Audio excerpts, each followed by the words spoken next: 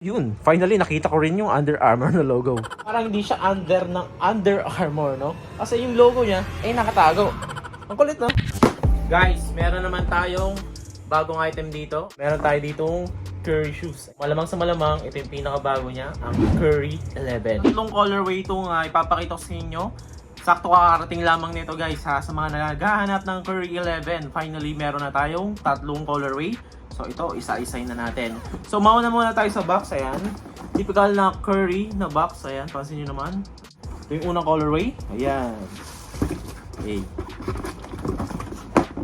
Yung ko lang din nakita to. Ayan guys. Pogi, no? Guys, ang simple lang ng unang colorway natin. Combination ng brown, yellow, and green sa may bandang back part. So may makikita tayo dito sa midsole niya na orange accent. Tapos may parang graffiti siyang design dito. Ayan. Mga linya. Nylon material or parang may pagka-mesh material siya. Ayan. Para siyang net. Diba? Makikita natin dito yung technology niya. Siyempre, hindi mawawala din dyan ang Curry logo. Magkabila yan. Pagdating naman sa back part guys, or heel part niya, ay plain lang siya. Tapos yung material na ginamit niya dito ay may pagka-plastic. Bandang to, meron siyang arrow dito. Ay magkabilang side. Pagdating sa insole, meron siyang Curry na word. Magkabilang side. Pagdating sa outsole guys, makikita natin yung outsole nito sa previous design niya or dun sa Curry 9. So, sa mga nagtatanong kung makapit ba siya, makapit siya. Kaya lang, hindi siya spiky. Tapos may makikita tayo ditong signature. Yun, finally nakita ko rin yung Under Armour na logo. Nasa talampakan. Nakatago. Hindi katulad ng Nike na naka-expose. So, dito sa Curry design ay parang literal na Curry design. Parang hindi siya under ng Under Armour, no? Kasi yung logo niya ay nakatago. Ang kulit, no? Okay, ito yung ating pangalawang colorway. Buksan na natin. Pakita ko na sa inyo. Ayun.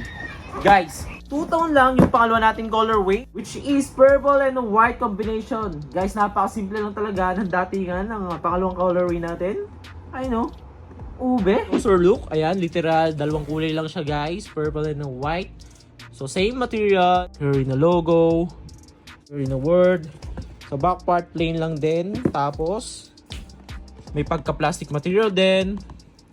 Curry logo sa side, magkabila. And meron siyang Curry na word din dito. Ayun o, Curry 11. Dito sa pull tab niya dito. Wala yung isa.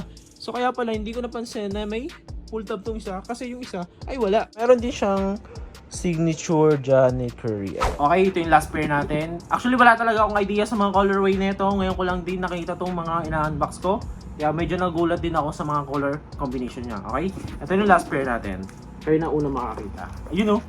Ayun, literal guys.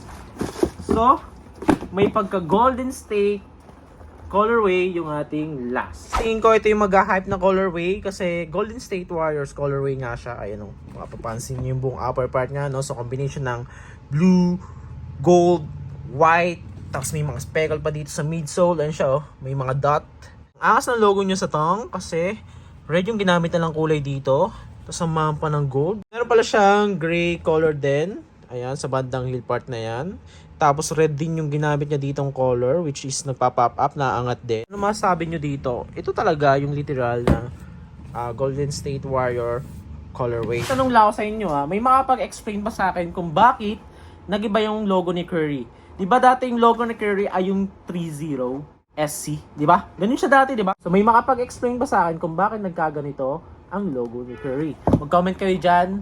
Pre-shoot. Alright, tapos na tayo mag-unboxing ng ating unang tatlong disenyo or colorway ng pinakabago ni Curry, which is ang Curry 11. Kung nga ba kayo mag-avail ng pinakabago nating Curry 11? Ayan, meron tayong Facebook page, Shopee at Lazada guys. Pero usually, ang prepare ko talaga kung saan kayo mag-check out ay sa Shopee account natin. Herb Kicks. Okay, diyan kayo mag-check out ng ating pinakabagong Under Armour Curry 11. Okay? Ang hangs talaga nitong Golden State colorway. So guys, mag-check out na kayo. Ang lahat ng yan ay nasa bio or description.